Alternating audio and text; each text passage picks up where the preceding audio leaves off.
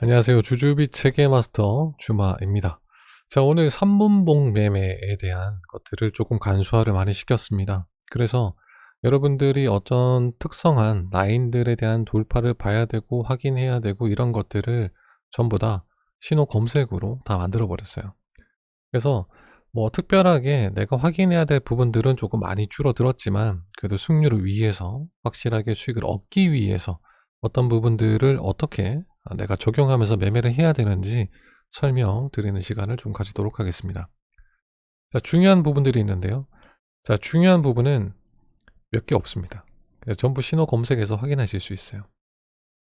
자, 지금 여기 있는 신호 검색이 정확하게 나오지 않는데 오늘 상승이 나왔던 종목들 중에서 매매가 가능했던 종목들을 보면 일단 몇 가지 신호 검색이 보이실 겁니다. 자, 첫 번째는 여기 주황색이에요.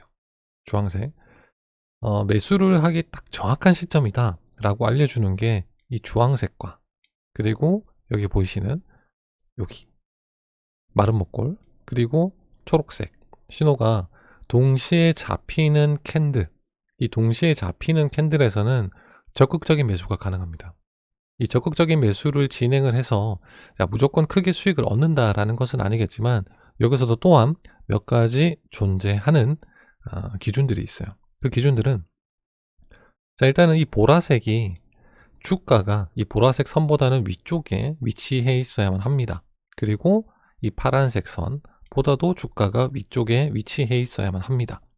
자, 가시적으로 볼 때 이 보라색 선과 그리고 이 파란색 선이 주가의 아래쪽에만 위치한다라는 것을 확인해 주면 되고, 그리고 신호 검색을 통해서 주황색 그리고 여기 연두색 그리고 이 녹색이 동시에 떠주는 캔들일 때는 적극적인 매수가 가능해진다.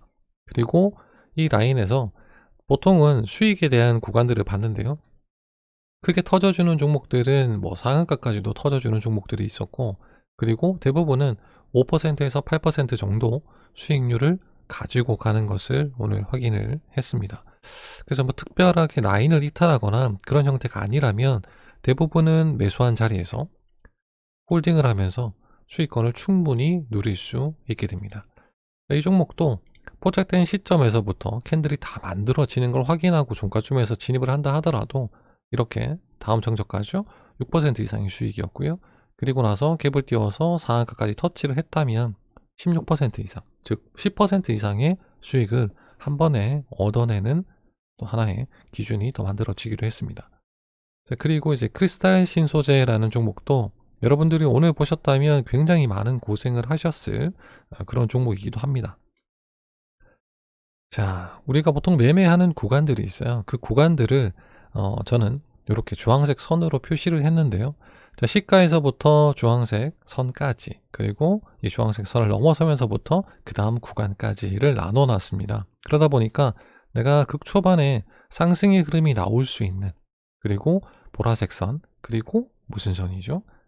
파란색 선을 동시에 돌파해주는, 주가가 위쪽에 있어야만 한다. 뭐 돌파의 개념이 아니더라도 주가는 항시 위쪽에 있어 줘야만 한다라는 개념인데요.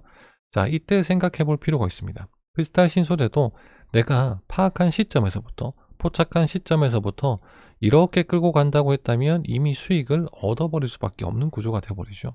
그러나 늦게 확인했다. 내가 조금 포착이 늦었다.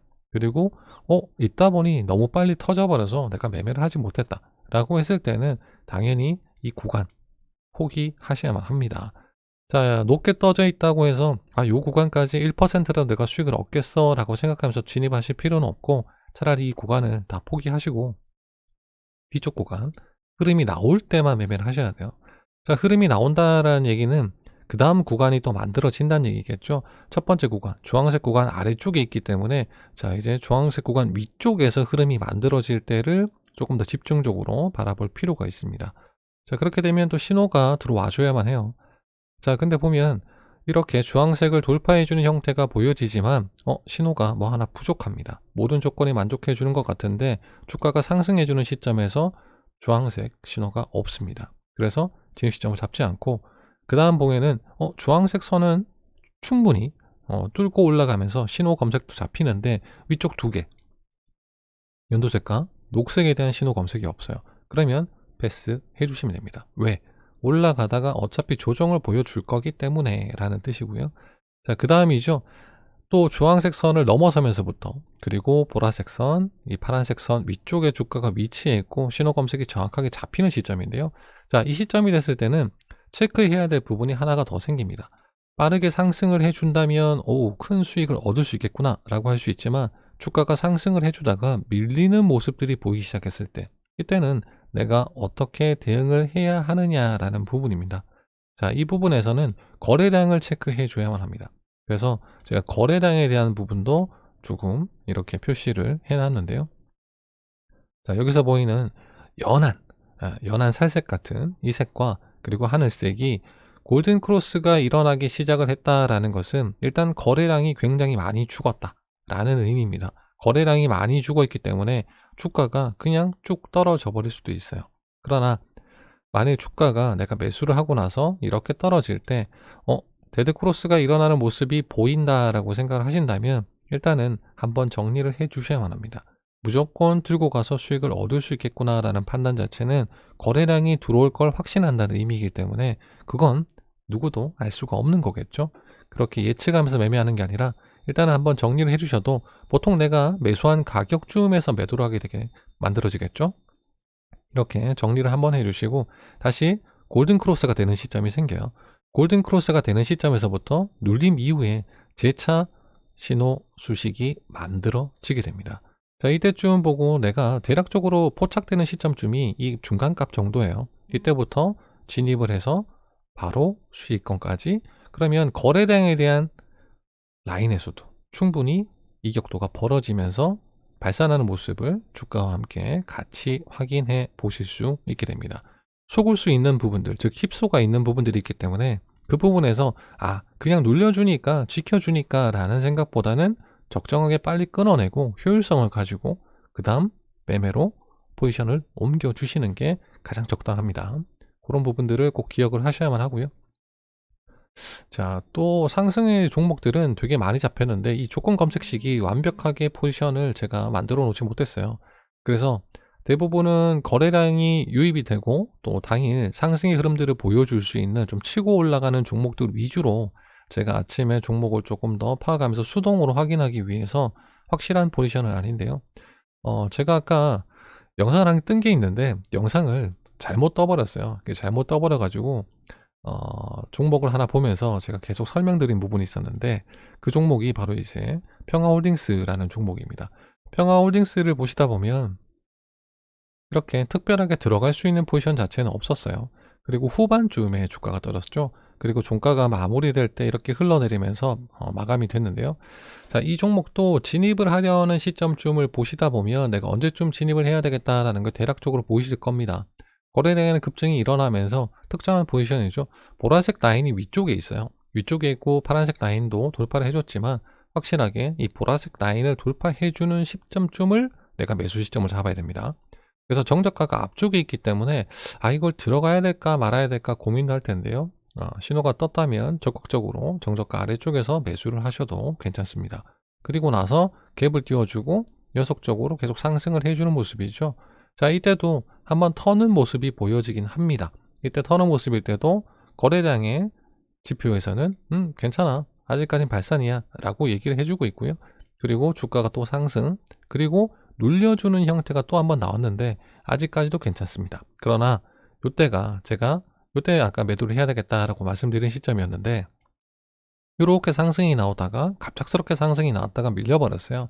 자, 이 밀리기 시작했을 때가 앞쪽에서부터 이 거래량 지표가 최고치를 찍고 나서부터 앞쪽의 물량, 즉 매도 사인이 굉장히 많이 느껴지는 매물대에 대한 호가 물량 쌓임이 많았습니다. 그리고 여기에 있는 호가는 꽤 많이 비었었거든요.